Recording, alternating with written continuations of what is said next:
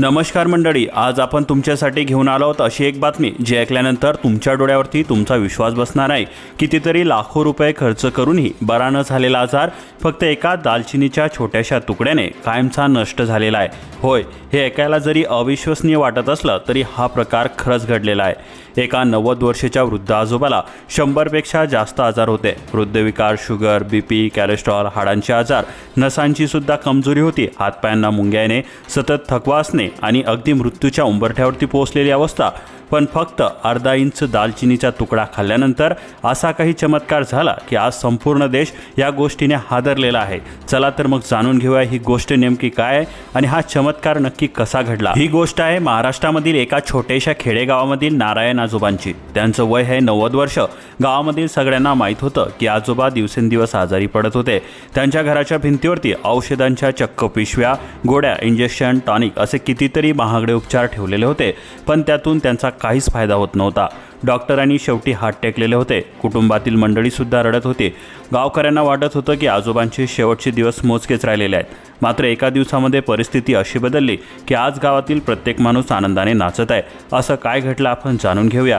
नारायण आजोबा नेहमीप्रमाणे अंगणामध्ये बसलेले होते। त्यांचा नातू परदेशामधून आला होता। तो म्हणाला, आजोबा, परदेशामध्ये लोक औषधांपेक्षा जास्त मसाल्यांचा वापर औषध म्हणून करत असतात।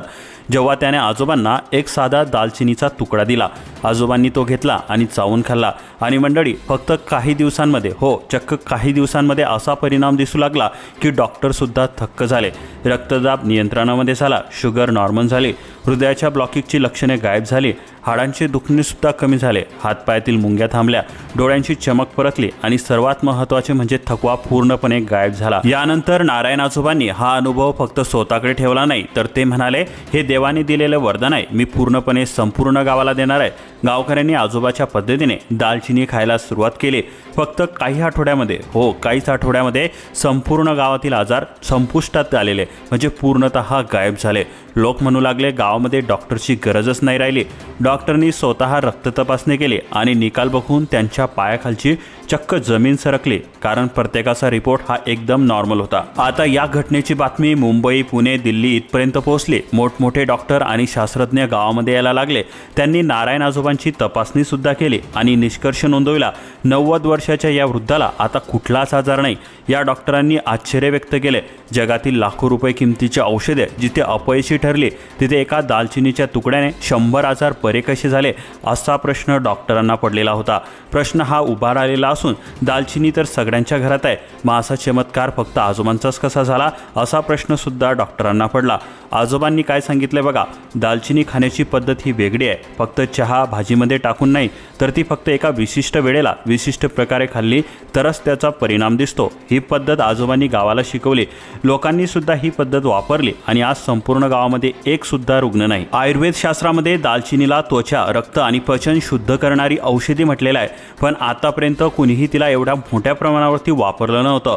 आजोबांनी ही पद्धत शोधून काढली आणि आयुर्वेदाचा एक नवीन खजिना देशासमोर आणलेला आहे। परदेशातील शास्त्रज्ञांनी सुद्धा या घटनेची आता दखल घेतलेली असून ते म्हणाले, जर हा प्रयोग आपण जगभर केला तर लाखो रुपयांचा रुग्णांचा आयुष्य सुद्धा वाचू शकते आणि पैसा सुद्धा वाचू शकतो। मंडळी, आज आपण जे ऐकलं ते एखाद्या चमत्कारापेक्षा काही कमी नाही। तुमच्याकडे सुद्धा शुगर, बीपी, हृदयविकार, हाडांचे त्रास किंवा कुठलाही जुना आजार असेल तर या छोट्याशा दालचिनीच्या तुकड्याने तुम्ही तुमचं आयुष्य बदलू शकता। पण त्याची पद्धत काय हे जाणून घेण्यासाठी हा व्हिडिओ तुम्हाला शेवटपर्यंत बघणे नक्की गरजेचे असणार आहे, कारण पुढच्या भागामध्ये आम्ही तुम्हाला सांगणार आहोत दालचिनी खाण्याची ती खास वेळ, ती खास पद्धत आणि नारायण आजोबांनी वापरलेले गुपित सूत्र। चला तर आपण सविस्तरपणे जाणून घेऊया। नारायण आजोबांनी साधं दालचिनी खाल्लेलं नव्हतं। त्यांची पद्धत ही खूप वेगळी आणि खास होती, कारण पहिली पद्धत ही होती रिकाम्या पोटी नाही।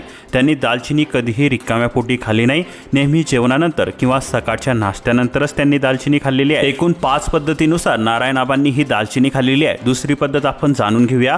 पावडर नको, तुकडे हवे। दालचिनीचे हे तुकडे असायला हवे। औषधाप्रमाणे त्यांनी दालचिनीची पावडर नाही, तर एकदम शुद्ध दालचिनीचा लहानसा तुकडा घेतला। नारायण आबांनी तिसरा उपाय काय केलाय बघा, कोमट पाण्यासोबत ते दालचिनीचा तुकडा हा गरम पाण्यामध्ये 10 मिनिट भिजवून मग ते पाणी गाळून प्यायचे। चौथा उपाय हा नियमितता, म्हणजे दररोजच्या दररोज, दिवसातून फक्त एकदाच। जास्त खाल्लं तर फायदा नाही, उलट त्रास होईल, हे नेहमी ते सांगत असायचे। करायचे आणि 5वा नियम आणि शेवटचा म्हणजे जो महत्त्वाचा, मनापासून विश्वास ठेवायचा.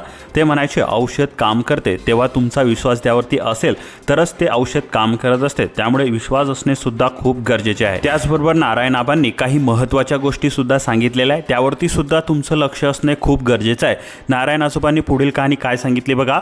दालचिनीच्या या छोट्या प्रयोगामुळे त्यांना जेव्हा आराम मिळायला लागला तेव्हा गावभर ही चर्चा सुरू झालेली होती. आधी पोटदुखी आणि श्वास घेण्यास त्रास बरा झालेला होता. मग त्यांनी सकाळी उठताना येणारा थकवा, दम्याची सुद्धा भावना कमी झालेली होती. एवढंच नाही तर डॉक्टरांनी जेव्हा रिपोर्ट्स तपासले तेव्हा त्यांना ब्लड प्रेशर सुद्धा नॉर्मल दिसायला लागले. गावामधील लोक विचारायला लागले, आजोबा हे खरंच दालचिनीमुळे झालंय का? तेव्हा आजोबा हसून म्हणायचे, लाखोंचे औषध खाल्लं पण बरं नाही झालो, पण निसर्गाने दिलेली छोटीशी दालचिनी रोज योग्य पद्धतीने मी घेतली तर शरीर स्वतःचे बरे होण्याची ताकद ही माझ्या पुढे यायला लागली. आणि आता तुम्ही सुद्धा बघू शकता.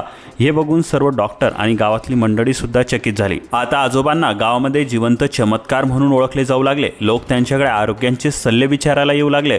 त्यांनी गावामध्ये नैसर्गिक औषध मंडळ सुद्धा सुरू केले. मुलं, मुली, शेतकरी, बायकांना त्यांनी सांगायला सुरुवात केली, जास्त औषधांवर अवलंबून राहू नका. घरातल्या स्वयंपाकघरातील मसाले औषधे आहेत त्यांचा तुम्ही वापर करू शकता.